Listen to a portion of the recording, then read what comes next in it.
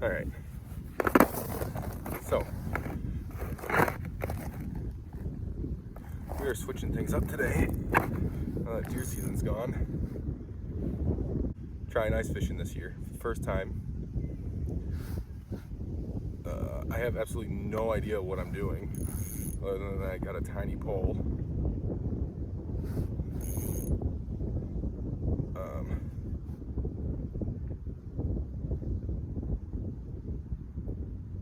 And you think you kind of bob it a little bit, do some things like this.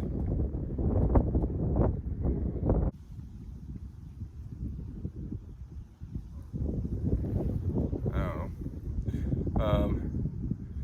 Got a couple different baits. These things called spike worms from the gas station. The only reason I got those is because they didn't have anything else. And I got the cheap artificial baits from Walmart for $1. They're like fake wax worms, and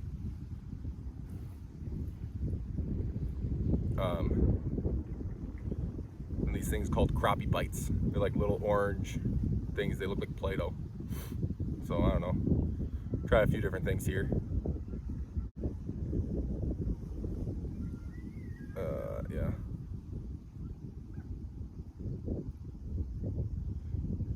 I don't really know. I don't really know what to expect the bite to feel like through here. I'm assuming it's pretty similar to just regular fishing.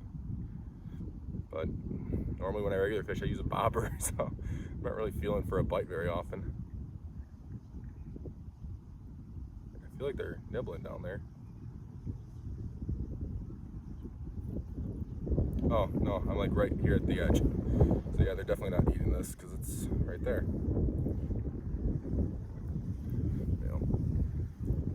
We're gonna try this again since I have no freaking clue.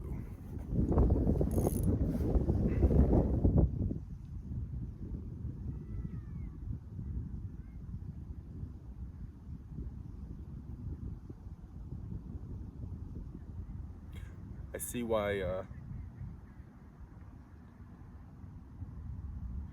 people like to bring out multiple rods.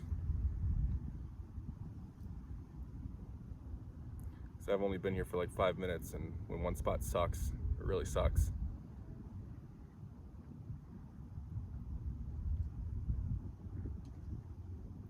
Oh.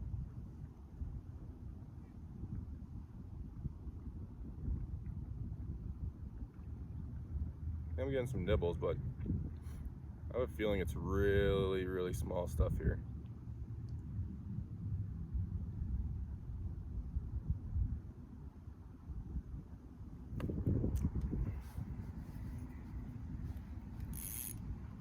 I think I know what the trick is. I'm watching some YouTube videos, seeing how to even start this.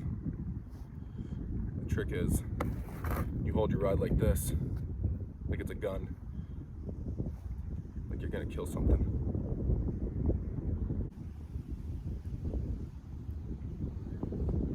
Yeah, I don't like holding my rod like that. It just doesn't work for me. Oh, hole's starting to freeze up already. Crazy. But like in the summer, you know, obviously you can just walk along the shoreline and cast and cast and cast and cast and try a bunch of different spots. And here it's like you punch a little hole and then you're pretty much strapped to that, or you got to go do more holes, which again is probably why people are using multiple poles and tip ups and all that at the same time, so you're hitting a few different areas, seeing where the fish are. But this is what I got. We're gonna try to figure it out. So I think I'm gonna move out a little bit deeper or something. I don't know. I'll try something different. You know, it just doesn't seem like anything's going on here really. So try somewhere else.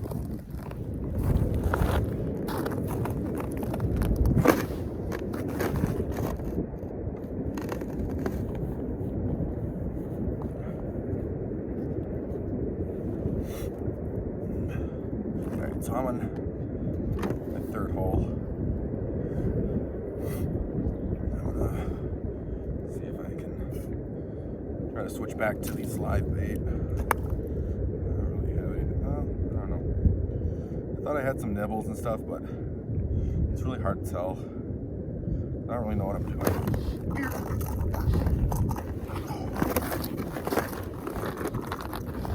There's so much clothes on, I can't freaking move either. Oh. Well, that's one way of doing it.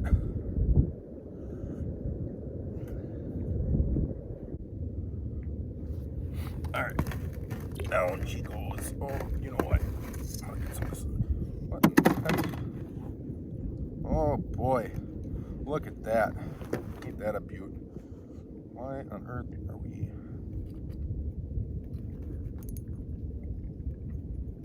So bad. Yikes. That's an ugly sight. Get some of this ice out of here. Ooh, got someone with a sled. Oh my goodness. I think the ice is getting stuck, so it's not wanting to go in the rod. Figure it out. I mean, I'll figure it out or we won't. Those are pretty much my two options right now. Quite honestly. Even if I catch something, I have a feeling I'm not gonna have it figured out. Not yet. It's gonna be a little bit of luck. I'll settle for luck at this point.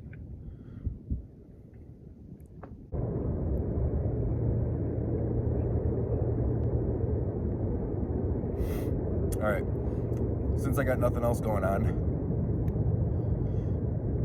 I want to tell you, it does not take much to get into ice fishing. And quite honestly, it could probably be cheaper than what I did, and I'm pretty cheap. I got this rod, $20 at Cabela's, cheapest one I could find there. I'm sure you might be able to get cheaper at Walmart and everything. I have a $15 rod that's got to be close to 20 years old. My understanding is with rods, I'm sure there's like little things that make a rod better than others, but I mean, if you're not going to be a hardcore fisherman like myself, a cheap rod will last you a long time as long as you just take care of it. So, got this rod for $20. I got this 6-inch manual auger, also from Cabela's, for $45. And I bought line for the rod, which was like, I don't know, $5, $6, something like that. So what is that? Like right around $70. The bucket I used to kind of carry some gear, and then if I have fish, I put it in here. This is an old litter bucket. I mean, buckets you can get dirt cheap. You can probably find somebody who's throwing away buckets all the time. Just grab a bucket from them. I mean, you don't need any of this fancy stuff. A lot of the different things will do the trick.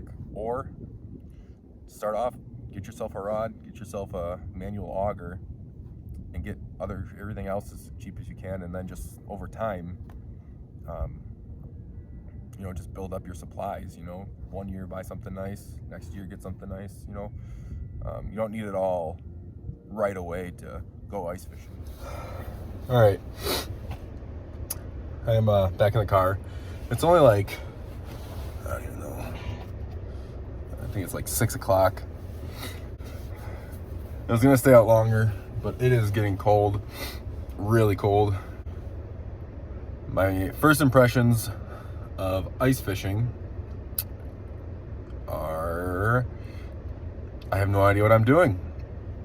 It's probably the biggest thing, but there's something about it that's really, really fun. I don't know what it is. I don't know if it's just because I'm out on the lake and I don't have a boat or anything. I don't really know anybody has a boat, so I'm usually fishing from shore in like the spring through fall.